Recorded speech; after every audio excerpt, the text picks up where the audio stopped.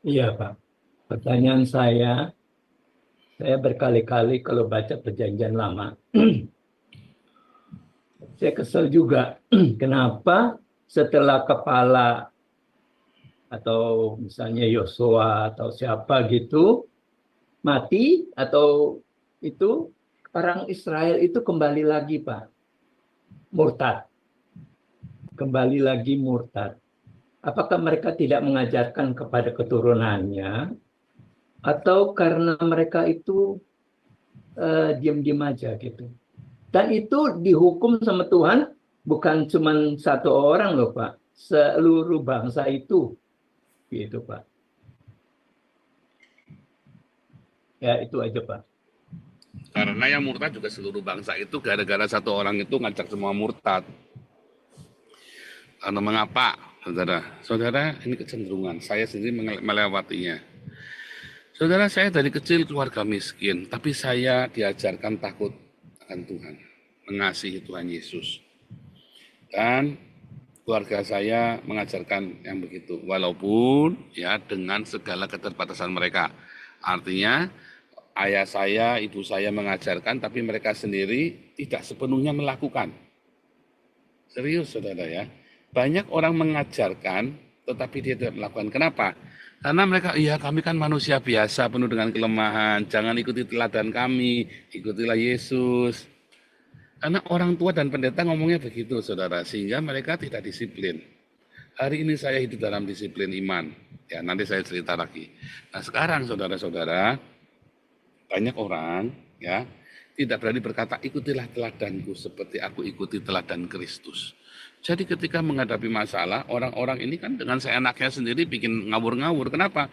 Karena dia tidak berpikir bahwa anak-anak akan mengikuti teladannya dia. Sama seperti dia mengikuti teladannya Kristus. Akhirnya orang-orang ini di persampangan dia ngajari anaknya diajarin iya iya iya iya, tetapi kan anaknya yang direkam dalam pikirannya bukan pengajaran itu, tetapi teladannya. Itulah sebabnya Anda harus berani berkata kepada anak-anakmu, teladanilah aku seperti aku meneladani Kristus. Nah, kemudian terjadilah yang kedua, masa pencobaan datang. Karena setiap orang akan disucikan, dimurnikan. Ketika orang tua, ya, ketika saya kemudian eh, hidup takut akan Tuhan, dengan sendirinya Tuhan berkati. Pasti Tuhan berkati. Tidak mungkin tidak. Ya, saya sudah melewatinya. Saya hidup takut akan Tuhan. Sungguh-sungguh takut akan Tuhan. Saya setia, sudah menjaga kekudusan, hidup benar, berdiakonia. Saya usia 30 tahun sudah punya mobil BMW sendiri, saudara. Ya, saya punya mobil banyak ya armada ya. Kita punya armada banyak, saudara. Umur 30 tahun, gaji saya sudah cukup besar. Umur 30 tahun ya, padahal saya cuma lulusan dari Satya Wacana. Tapi gaji saya gede dibandingkan dengan orang yang pernah saya ketemu, ya. Saya gajinya lebih gede dari mereka, bahkan sama yang lulusan luar negeri. Saya nggak lagi cerita ada dia pengusaha ya, tapi yang sama-sama karyawan. Gaji saya lebih gede, saudara. Paling gede. Semua teman-teman semua reuni kita, gaji saya paling gede penghasilan saya. Diberkati Tuhan, saya tetap takut akan Tuhan. Tetapi karena tekanan itu sudah nggak ada lega, saya mulai itu hatinya bergeser. Karena tekanannya udah nggak ada. Terus biasanya kita ditekan, kita berdoa, aduh ada fitnah, ada serbuan, aduh Tuhan tolong Tuhan. Tuhan senang. Sedikit-dikit Tuhan tolong Tuhan, aku disakiti Tuhan. Aku lepaskan pengampunan. Wah tiap hari saya berdoanya, aku lepaskan pengampunan bagimu. Sekarang saya punya uang, gaulnya saya sama tentara, sama pejabat, sama jenderal, sama menteri. Begitu saya disakiti, apakah Tuhan tolong aku Tuhan? Enggak saudara.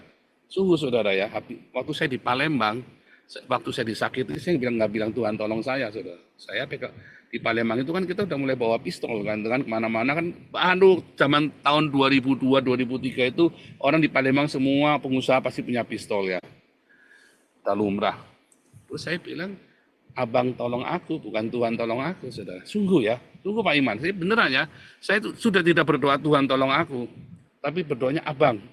Saya datang sama bang, tolong aku bang, aku lagi dipalak nih sama pejabat ini, disamperin sama abang saya ini tentara yang mayor, melatih dua, yang melatih satu waktu itu dia masih, oh yang melatih satu dia masih masih mayor dulu ya, oh tapi ini preman ya, digebukin ini pejabatnya saudara ya kaing-kaing kaing-kaingan, saudara ya.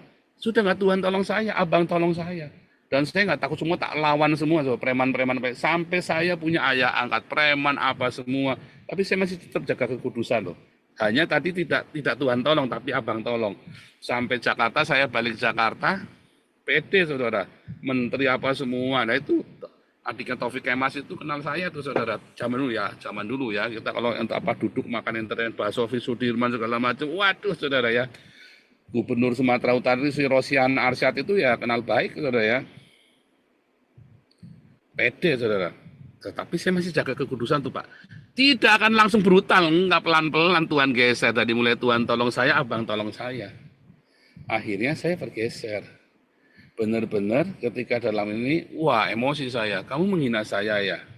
Tak todong kepalanya orang itu, tak ketuk endasnya. Puas saya merasakan kepuasan. Waduh enak juga ya begini ya. Tambah jadi Pak. Dan itu yang terjadi dengan saya. Pelan-pelan Pak digeser Pak. Artinya nggak melekat. Lalu akibatnya apa? Tiba-tiba saya masuk dalam perzinahan. Saya masuk di dalam yang ngeri-ngeri. Terus salah nih. Tak berhenti. Ini kayaknya kita udah salah nih. Terus saya kembali ke pelayanan lagi kan. Habis saya pelayanan lagi, jadi pendeta ya kan. Tetapi kan saya dengan membawa apa? Membawa pendeta, tapi saya membawa spirit tadi itu preman itu ke dalam gereja. Ketika tahun 99, 97, 99 saya difitnah, saya bilang Tuhan tolong saya, Tuhan bela saya, Tuhan selalu luputkan saya. Tetapi 2008 saya full time di gereja, saya nggak bilang Tuhan tolong saya. Macam-macam kamu tak pindah kamu. Sama sesama full time berani ganggu saya tak ajar. Bener tak ajar bener ya. Saya nggak ragu-ragu. Ya kan, kita profesional saja deh kerja, saya bilang begitu. Nggak pernah bilang Tuhan tolong saya. Itu benar-benar sudah bergeser Pak. Tapi hari ini saya bilang Tuhan tolong saya. Makanya pergeseran itulah yang kemudian diambil sama iblis. Digeser pelan-pelan supaya kita jangan teriak Tuhan tolong saya. Sehingga setiap kali kita ada masalah, kita tidak bilang Tuhan tolong saya. Tapi kita sudah apa? Hawa nafsu kita yang menguasai langsung. Sudah otomatis, dibajak. Ya pikiran dan perasaannya langsung dibajak sama hawa nafsu kita, udah habis kita. Dan begitu kita gagal, Tuhan kok enggak beserta saya? Oh iya memang bukan Tuhan enggak beserta, kamu sudah tidak ada frekuensi yang nyambung. Tuhan tolong saya ini udah enggak ada. Bahkan ketika kita bilang Tuhan tolong saya pun garing Pak.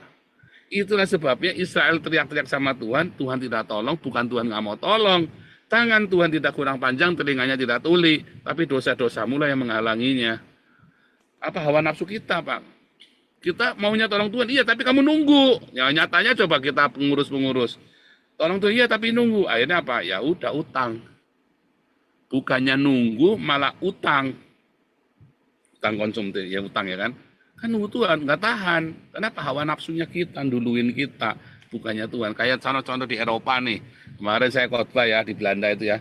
Coba kamu sekarang orang-orang Belanda, kamu kalau lagi nggak punya makanan, kamu akan berdoa. Apa yang akan kamu lakukan? 1 doa, 2 datang ke Gemeente.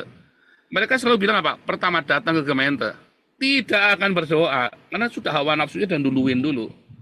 Ya karena memang sudah ada fasilitas itu, bukannya salah, ada.